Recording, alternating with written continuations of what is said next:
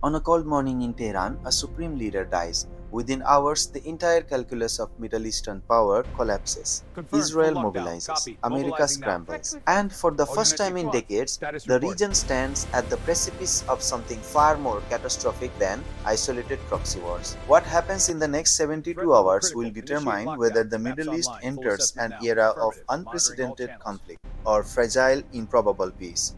This is the story of how one death could reshape the world. To understand the explosive potential of this moment, we must first grasp the complexity of a relationship that has festered for nearly half a century. The story begins not in the present but in the revolutionary fires of 1979. When Ayatollah Khomeini toppled the Shah's regime, he didn't just change the government of Iran, he created a theocratic state built on a singular principle: resistance to Western hegemony, particularly American dominance. The American embassy seizure, the hostage crisis that paralyzed President Jimmy Carter's administration. These were not criminal acts in the eyes of the Iranian leadership, they were theological statements, acts of defiance against a superpower that had, in 1953, orchestrated a coup to overthrow Iran's democratically elected Prime These Minister maps illustrate Mohammad the pattern of Mossadegh and interference. The reinstall historical the record is clear on authoritarian their Shah. motives. We must That act with history unified matters resolve. because Economic decades sanctions later trigger a it still currency burns collapse. in the Stock collective markets memory crash, of isolating Iranian Iran's leadership. economy bases Every completes the sanction, pressure. every embargo, every military intervention in the region, justified through the rhetoric of fighting terrorism or protecting democracy, is read in Tehran as a continuation of the same imperial project that began 70 years ago. Ayatollah Sayyid Ali Khamenei rose to power in 1989 as supreme leader, the highest authority in Iran's political and religious hierarchy. For over 3 decades, he has guided the nation through wars, economic collapse, and existential threats. He is not merely a political figure. To millions of Iranians, he embodies the revolution itself, the living guarantee that Iran will never again bow to foreign domination. But the world he inherited was transforming rapidly. The Soviet Union collapsed. The Middle East became the arena where American military might face no serious counterbalance. Iraq under Saddam Hussein, once Iran's mortal enemy, fell to American invasion. Afghanistan became another theater of American military expansion. Iran, surrounded by American bases and American influence, felt squeezed. And then came the nuclear question. In the early 2000s, Western intelligence agencies grew increasingly certain that Iran was pursuing a nuclear weapons program. Whether this was true or merely an accusation used to justify further pressure remains contested. What is unquestionable is the Iranian response. They refused to abandon their nuclear ambitions, framing it not as weapons development but as a right, the right of a sovereign nation to nuclear technology for energy and scientific advancement. But everyone knew what nuclear capability really meant in the Middle Eastern context. It meant deterrence. It meant ensuring that no foreign power could invade or threaten Iran with impunity. The United States and its allies, particularly Israel, viewed an Iranian nuclear bomb as an existential threat. Israel, which has possessed nuclear weapons since the 1960s, would never tolerate a rival nuclear power in the region. This became the central obsession of Israeli security policy. It was the justification for military strikes, for cyber warfare, for assassination programs targeting Iranian scientists. In 2018, President Donald Trump withdrew the United States from the Joint Comprehensive Plan of Action, the nuclear deal that had painstakingly been negotiated between Iran and world powers. That agreement had constrained Iran's nuclear program, subjecting it to intrusive inspections in exchange for the lifting of devastating economic sanctions. It wasn't perfect, it wasn't permanent, but it had worked. It had reduced the immediate threat of conflict. Trump's withdrawal, driven partly by pressure from Israeli Prime Minister Benjamin Netanyahu and right wing American political factions, was one of the most consequential decisions of the past 2 decades. It sent a message. Diplomatic agreements with the United States were worthless. American presidents could overturn them on a whim.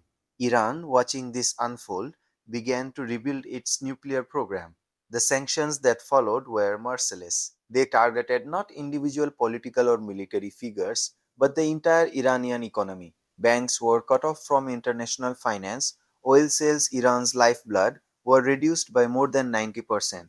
the real collapsed. Inflation spiraled into the hundreds of percent. Ordinary Iranians endured shortages of medicines, fuel rationing, the obliteration of their savings. Khamenei's response was twofold. Internally, he consolidated power, using security services to crush dissent with increasing brutality. Externally, he expanded Iran's proxy network across the Middle East, arming Hezbollah in Lebanon, providing ballistic missiles to the Houthis in Yemen, supporting militias in Iraq and Syria.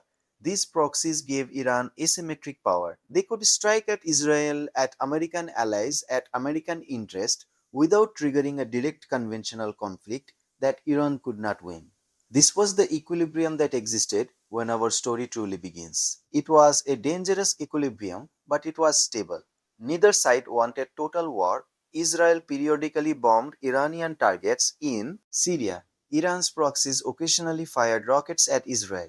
The Americans maintained a military presence that was simultaneously massive and constrained. Everyone understood the red lines, even if they were sometimes breached. Israel, under Netanyahu's government, grew increasingly hawkish toward Iran. The Israeli security establishment, dominated by military and intelligence figures, viewed the Iranian nuclear program as an existential threat that could not be tolerated indefinitely. Some Israeli officials privately spoke of the window for military action closing, suggesting that if Iran were allowed to advance its program further, striking it would become impossibly difficult. But the status quo, precarious as it was, held.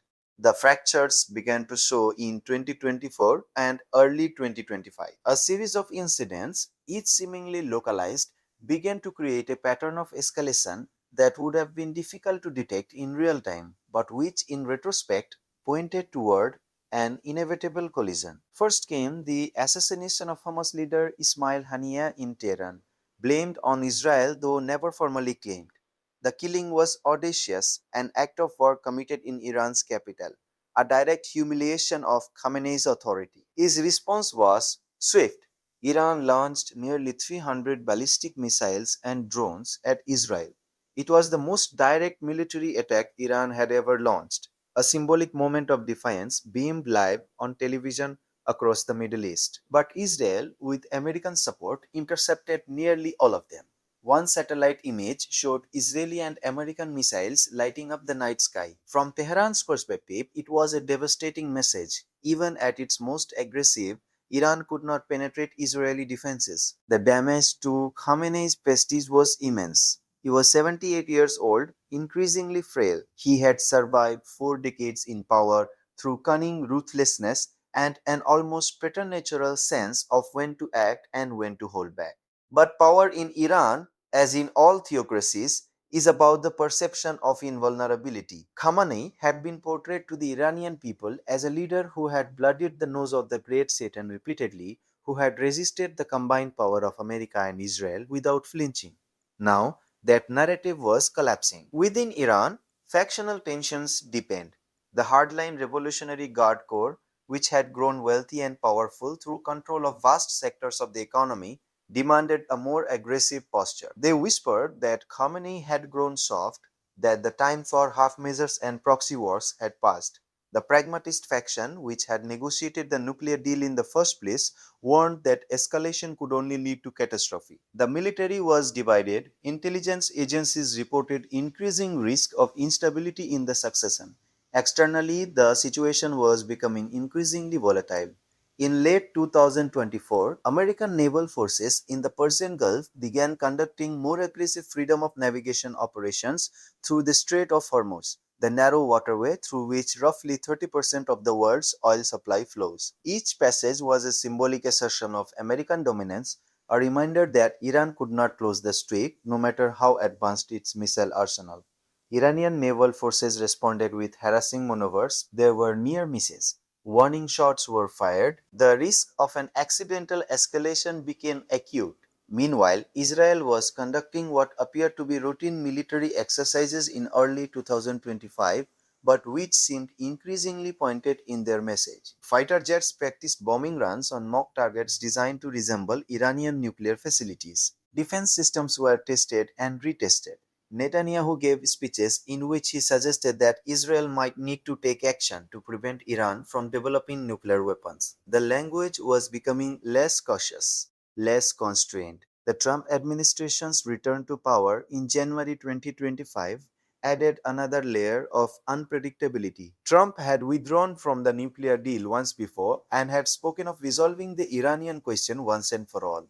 His advisors included hardliners on Iran who had pushed for regime change, who saw the current standoff as unsustainable. There was speculation that if Israel struck Iran's nuclear facilities, the United States would not simply acquiesce, it would join the effort, turning a limited Israeli operation into a full-scale American-Israeli war against Iran. Khamenei watched these developments with a clarity that came from decades of reading great power politics. He understood that time was not on Iran's side. The harder Israel and America pushed, the closer they came to pulling a trigger that they might not be able to control. His health was failing. He had already survived multiple assassination attempts, including ballistic missile strikes on his residences. He was acutely aware that he would not live forever and that the succession after him was genuinely uncertain. In the highest circles of Iranian government, there was a growing debate about whether Iran should attempt to develop a nuclear weapon quickly,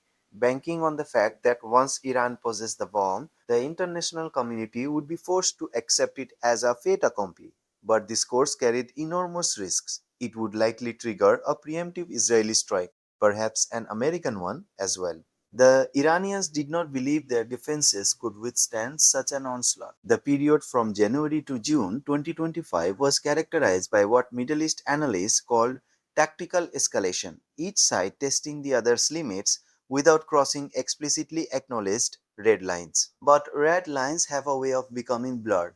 In April 2025, an Israeli drone strike allegedly killed a senior Iranian general in Syria. Iran responded with missile strikes on Israeli targets in the occupied Golan Heights. Israel responded by attacking Iranian air defense systems in Syria and Iraq. The cycle was becoming familiar, almost ritualized, but the intensity was increasing. The restraint that had characterized previous exchanges seemed to be eroding.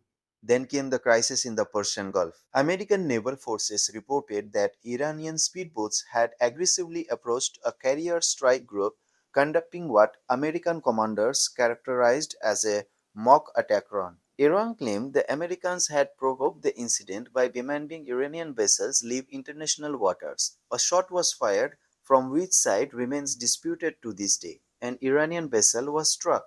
There were casualties. The international media erupted. For 48 hours, the world was convinced that war had begun. It hadn't.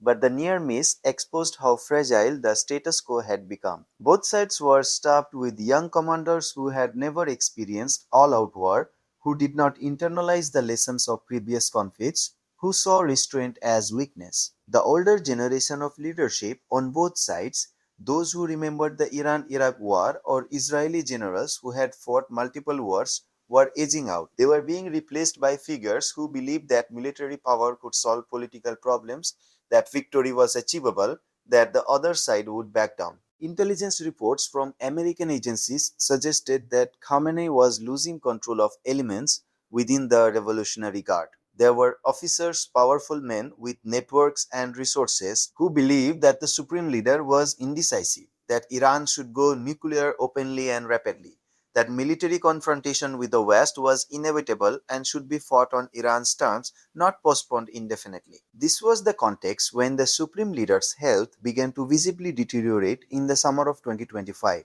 It was not a state secret, his age now 82 and his previous health issues were well known. There was barely concealed speculation about who would succeed him and whether succession would be smooth or contested. The constitution stipulated that the assembly of experts would choose his successor from among senior clerics, but everyone understood that real power would go to whoever could control the Revolutionary Guard, the most powerful institution in the Iranian state. On the morning of August 3, 2025, Ayatollah Khamenei suffered a massive stroke. He was in his office attending a meeting with senior military commanders when he collapsed. The medical team was summoned. He was rushed to a private hospital, and within hours, though the government tried desperately to keep it confidential, word began to leak. By evening, state television confirmed it. The supreme leader was in critical condition. Prayers were requested for his recovery. But everyone understood what this meant. The man who had held absolute power over Iran for 36 years was suddenly vulnerable, possibly dying. The reaction in Tehran was immediate and chaotic. Government ministries fell into confusion. No one had truly prepared for this moment, not consciously. There were constitutional procedures for succession, but they existed on paper. In reality, Khamenei's death would create a power vacuum that would be filled by those strongest and most ruthless. The Revolutionary Guard issued a statement pledging unity, but within the organization, competition for influence intensified immediately. The Quds Force, the branch responsible for extraterritorial operations, was led by Ismail Qani, a hardliner who had advocated for a more aggressive posture toward Israel. The Navy, the Army, the Air Force each had commanders with ambitions, with networks, with different visions for Iran's future. The international reaction was swift and alarming. Within hours of the hospital announcement, Israeli surveillance detected unusual movements at Iranian military installations. Tanks were being repositioned, air defense systems were being activated, missile launchers were being moved into operating positions. The Israeli government called an emergency security cabinet meeting. The assessment was stark. Iran was entering a succession crisis at precisely the moment when its military was in a heightened state of alert. Israeli military planners faced an agonizing decision. They had long believed that if they were going to launch a strike against Iranian nuclear facilities, the moment of maximum opportunity would be during a period of internal chaos, when Iran was distracted, when its government was fragmented, when military command and control might be compromised. That moment had potentially arrived. On August 4th, the Israeli government began making calls to Washington, to Arab capitals, to London, Paris, and Berlin. The message was careful but clear. They were concerned that in the chaos of succession, radical elements within Iran might attempt something desperate: a nuclear weapons test, a massive terrorist operation, an attack on Israel itself. They were considering military action to prevent such a scenario. The American response was complicated. The Trump administration included both restraining voices and those calling for aggressive action. Secretary of State Marco Rubio, a known hawk on Iran, spoke privately with Israeli Defense Minister Yoav Gallant. The messaging was ambiguous: don't do anything unilateral, but we won't necessarily constrain you either. The Pentagon, meanwhile, was alarmed. General Chair of the Joint Chiefs Mark Brown warned the president that an Israeli strike, even if initially successful, could trigger a broader conflict that American forces would inevitably be drawn into. But in those crucial hours, attention shifted inward. Khamenei died at 6:47 p.m. Tehran time on August 4th, 2025. His death was announced on state television. The official cause was complications from stroke. The nation entered a period of official mourning. Clerics and officials spoke of his legacy, his steadfastness, his resistance to imperialism. Behind the scenes, however, the power struggle began in earnest. The succession in Iran was not a simple matter of the oldest or most senior cleric assuming power. The supreme leader had to be confirmed by the Assembly of Experts, a body of 88 senior clerics. But the assembly did not function democratically. It was a body in which ideology, military connections, personal loyalty, and geopolitical vision all played roles. And in 2025, those roles were contested. Three candidates emerged as serious contenders. Ayatollah Ibrahim Raisi was a hardliner known for his involvement in human rights abuses during his time as judiciary chief, but also respected within the Revolutionary Guard for his military connections and his absolute opposition to normalization with the West. He represented the faction that believed Iran should accelerate its nuclear program and be prepared for military confrontation. Ayatollah Muhammad Khatami, a former president and reformist, represented a different vision: engagement with the international community, resumption of negotiations, economic reconstruction. He was opposed by much of the military establishment but had support among educated younger Iranians and among some merchant classes who had suffered catastrophically under sanctions. The third leading candidate was Ayatollah Ibrahim Kazvini, a compromise figure seen as ideologically committed to the revolution but pragmatic enough to potentially work with reformist elements. He occupied the middle ground. What made the succession crisis immediately dangerous was that the Revolutionary Guard, particularly its hardline factions, began to openly take sides. In a nation where military power ultimately determines outcomes, this meant that whoever could secure Guard support would likely win.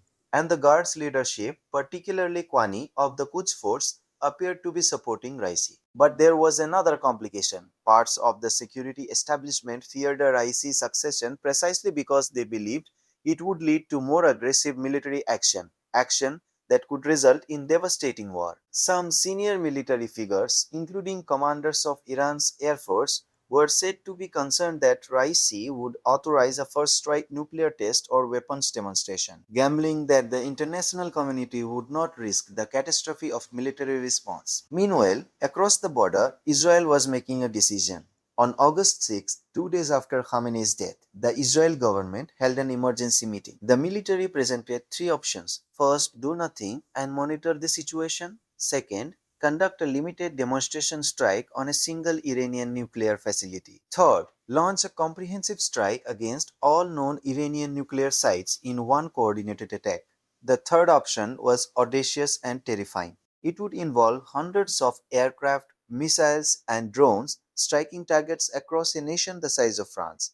Iran's air defenses would be overwhelmed, but Iran would not be destroyed. Its military would remain intact. Its ability to strike back through missiles and proxies would remain considerable. The Israeli leadership was split. Some advocated for immediate action, warning that every day of delay gave the succession process more time to stabilize, made intervention riskier.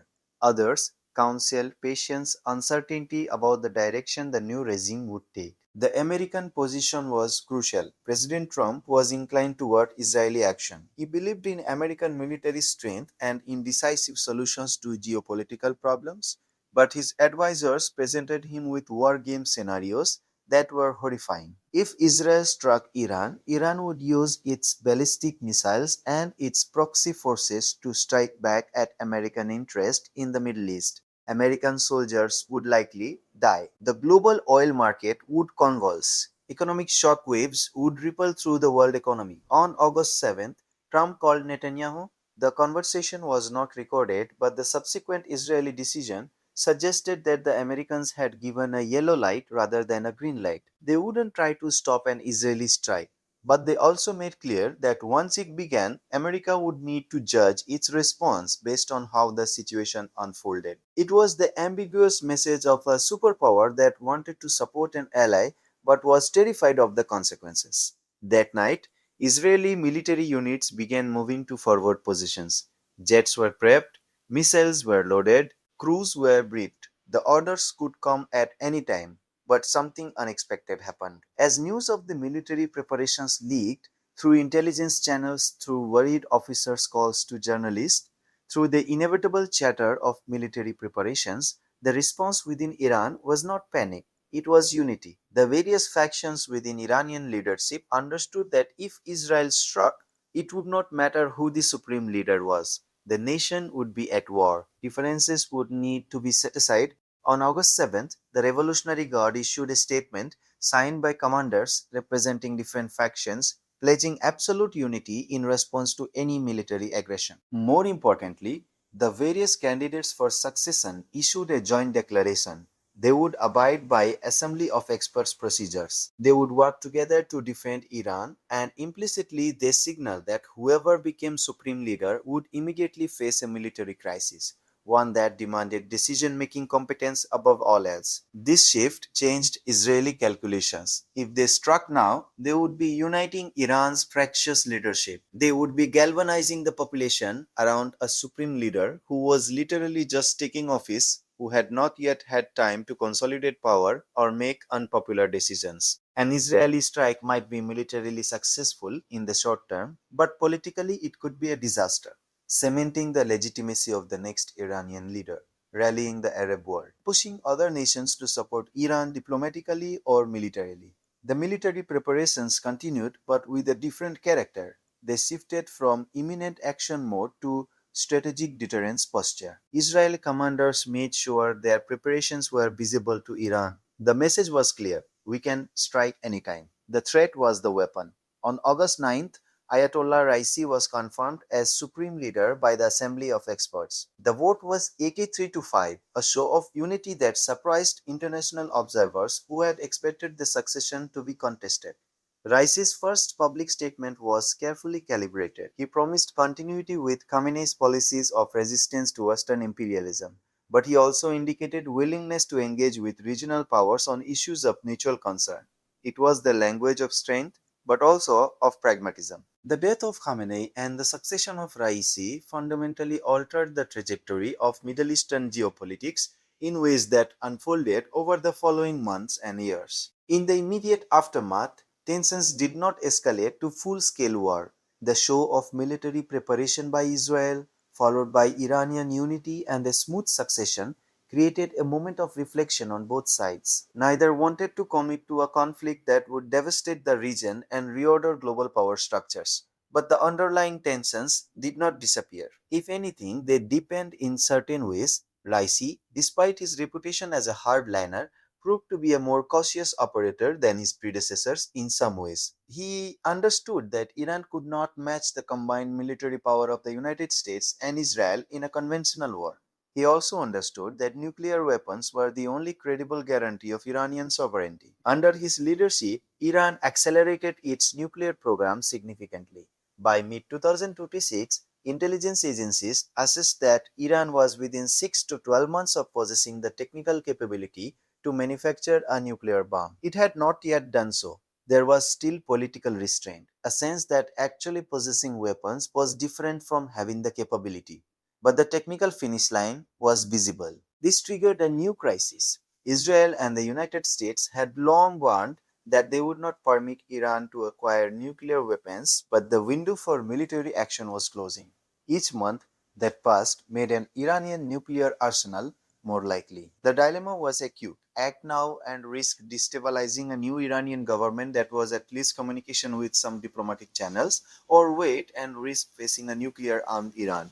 The international community was divided. Russia and China saw Iran's nuclear development as a counterbalance to American dominance in the region. Saudi Arabia, the UAE, and other Arab states were alarmed, fearing that nuclear armed Iran would dominate the Arabian Peninsula and the Persian Gulf. The European Union attempted to revive diplomatic negotiations, but the Trump administration was skeptical of the entire diplomatic enterprise. They believed the nuclear deal had been a failure and that negotiation was impossible with a regime they did not trust. In this context, a new understanding began to emerge among regional players. If Iran was going to become nuclear, the region's security architecture would need to fundamentally change. Egypt, Saudi Arabia, and the UAE accelerated their own nuclear programs, or at least made clear that they were pursuing them. Turkey, Jordan, and other nations reassessed their security relationships. Israel, meanwhile, made a fateful decision in October 2025. They would not launch a preventive strike against Iran's nuclear facilities, but they would make clear that a nuclear armed Iran would trigger a new regional arms race and that Israel would maintain absolute superiority in advanced weaponry. Israel accelerated its own military modernization, particularly in advanced air power and missile defense systems. The most consequential impact, however, was on the American position in the Middle East. The region that had been central to American strategy for half a century, that had justified enormous military expenditures, that had entangled American forces in multiple conflicts, was fundamentally shifting away from American hegemony. Saudi Arabia, long an American partner, began to diversify its international relationships. The Crown Prince, emboldened by American military support but aware of American hesitation to commit to new wars, began to pursue a more independent foreign policy. Relations with China were cultivated. Relations with Russia were explored. Arab nations normalized relations with each other in ways that reduced American leverage. The death of Khamenei thus accelerated a process that was already underway. The relative decline of American power in the Middle East and the rise of a multipolar region where numerous regional players balanced each other with no single hegemon dominating. For Iran itself, the succession of Raisi represented a continuation of resistance ideology but also a shift toward some degree of pragmatism. Raisi proved willing to engage with international powers in ways that Khamenei, with his longer history and deeper commitment to revolutionary ideology, had been less willing to explore.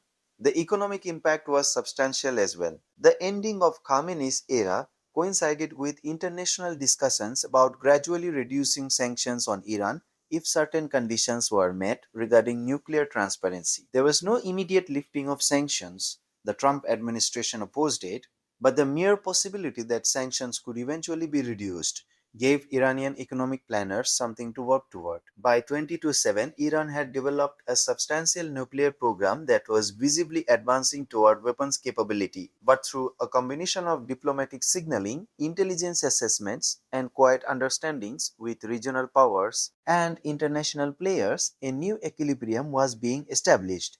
It was not a Cold War style deterrence, because Iran's nuclear arsenal, when it was acquired, would be far smaller than those of the Soviet Union or China, but it would be enough to deter conventional invasion, to guarantee a degree of strategic autonomy. This new reality began to reshape regional politics in fundamental ways. The Israel Palestine conflict, while not resolved, took on a different character when viewed through the lens of a potentially nuclear armed Iran sitting at the strategic center of the Middle East. The calculations of every player, Israel, Saudi Arabia, the UAE, Egypt, Turkey, had to be fundamentally reconsidered. The most dramatic short term impact was on proxy warfare. Iran's extensive network of armed groups, Hezbollah, the Houthis, various Iraqi militias, suddenly had a different political significance. They were no longer just instruments for Iranian influence projection. They were indicators of an emerging nuclear power's regional intentions. Every action by these groups was scrutinized for what it suggested about Iranian government intentions. In Lebanon, Hezbollah found itself in a more precarious position. Long protected by the assumption that attacking it directly meant attacking Iran, and that attacking Iran meant accepting American military intervention, Hezbollah now existed in a gray zone. The assumption that America would intervene had been challenged by the hesitation during the succession crisis. Meanwhile, if war came, would Hezbollah be used as a battering ram by Iran, or would it be retained as a deterrent? The Houthis in Yemen similarly found themselves recalculating. Iranian support, which had been substantial but measured, potentially took on new meaning if Iran was becoming a nuclear power. Would the Houthis be given more advanced weapons? Would Iranian calculations about Houthi independence change if Iran wanted to maintain tight control over its proxies in a nuclear world? For Israel, the implications were profound. Nuclear armed Iran was not an existential threat in the same way that the Soviet Union had been to the West. Iran's arsenal would be dozens or low hundreds of warheads, not thousands. But it was a threat to Israeli dominance in the region. For the first time, Israeli military planners had to consider scenarios in which conventional military superiority was not absolute, in which the other side possessed strategic weapons that could not be easily defeated or destroyed. This led to a subtle but important shift in Israeli strategic thinking. If Israel could not maintain absolute military supremacy, perhaps it needed to develop political relationships with regional powers that did not depend entirely on military dominance. Some Israeli figures, including military planners and business leaders, began quietly exploring the possibility of more normalized relations with Arab states and even over the very long term with Iran itself. The death of Khamenei, by creating an interval of uncertainty and succession crisis, had paradoxically created space for this kind of recalculation. If Khamenei had lived, if the succession had proceeded without drama,